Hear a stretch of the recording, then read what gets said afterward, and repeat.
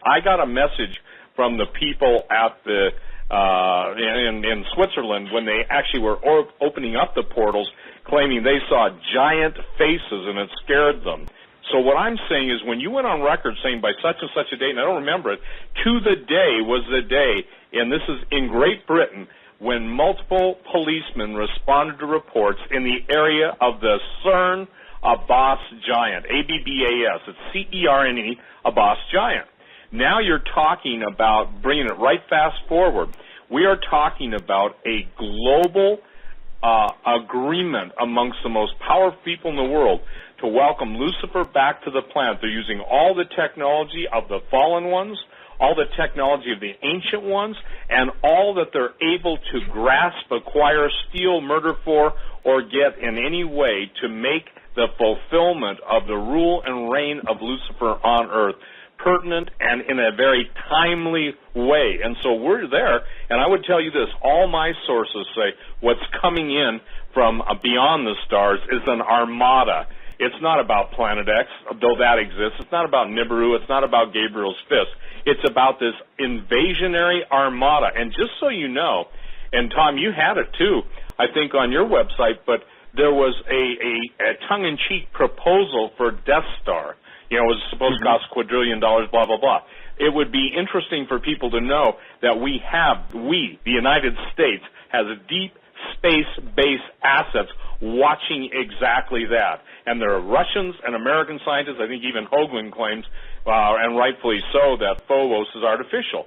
So we've got all of everyone, everywhere, I'm just making a blanket statement now, who is aware of what's coming upon the earth, looking. And remember that famous prophecy in Obadiah, though you set your nest amongst the stars, yet will I bring you down. And I think what we're seeing right now is a whole lot of nests no longer being feathered, but being dumped out. And I think that the woe unto the inhabitants of the earth is coming, and the Vatican knows it. Obviously, the German interests, which are nothing more than, in many cases, if you will, the final Reich, the alien Nazi consortium, and it exists.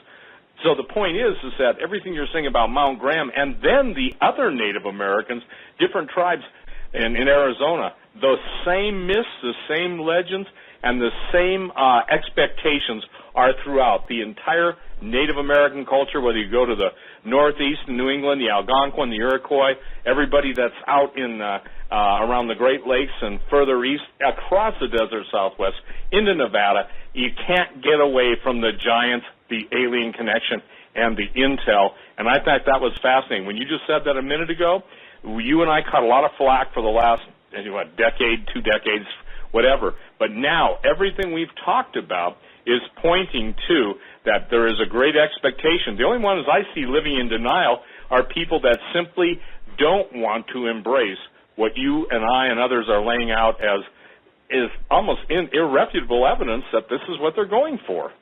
Well, sure, and I gave up trying to explain myself to anybody a long time ago. I always know any book I write, anything I say, any show I do with you or anybody else, it's going to send a certain community out there into a demonic frenzy once again, and some of them pretend to be Christians.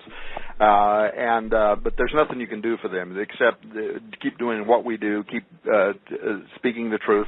And, of course, that itself is a sign of the end times, knowing that Lucifer will come, or Satan will come down in great wrath, knowing that he hath but a short time. He's doing now the same thing he did when Jesus came. The Pharisees, they would try to set Jesus up, right? They would study his words to try to take something that he would say and take it out of context so they could trap him in his words, and he was too smart for them. And you look around us right now, every single show we do, every single thing we write, there's that community out there that tries to take anything we say or do, take it out of context, try to make it sound like but whatever.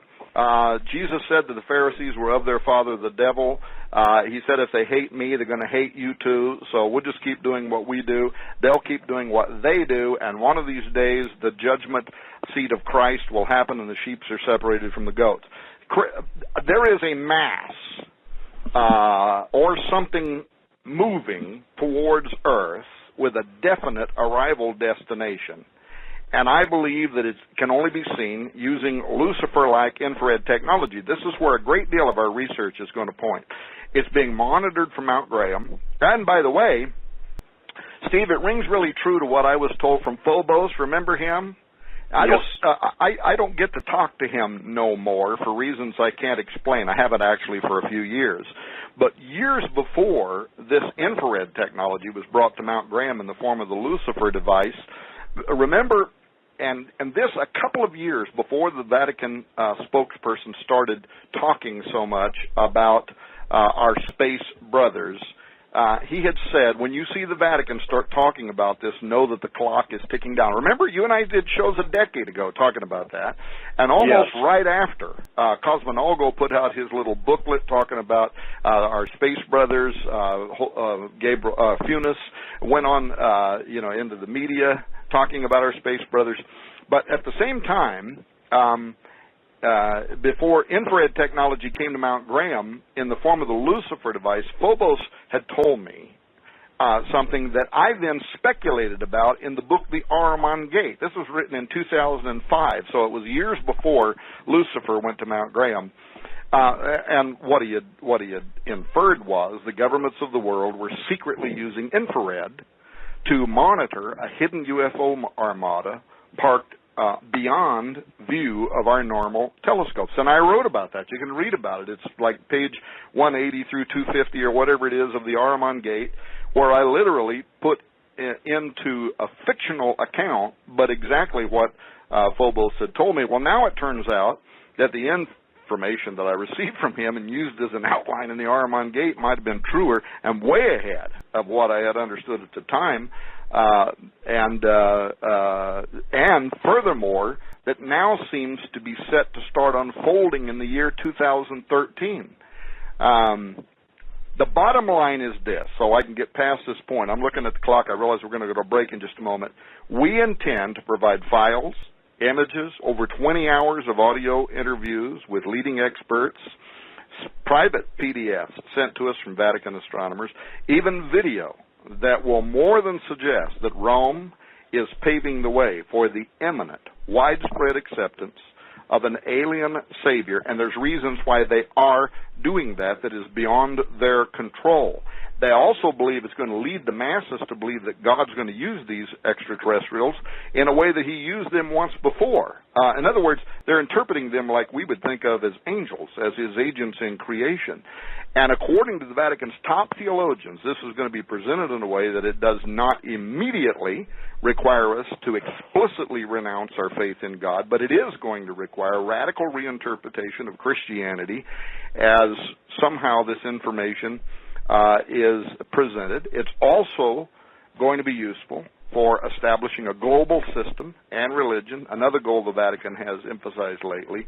Or as one of our consultants wrote, the ripple effect is going to eliminate, I'm quoting now, any discernible obstacle to articulating a global religion that honors the cosmologies of all faiths, united as they are under the reality of an extraterrestrial influence, end quote.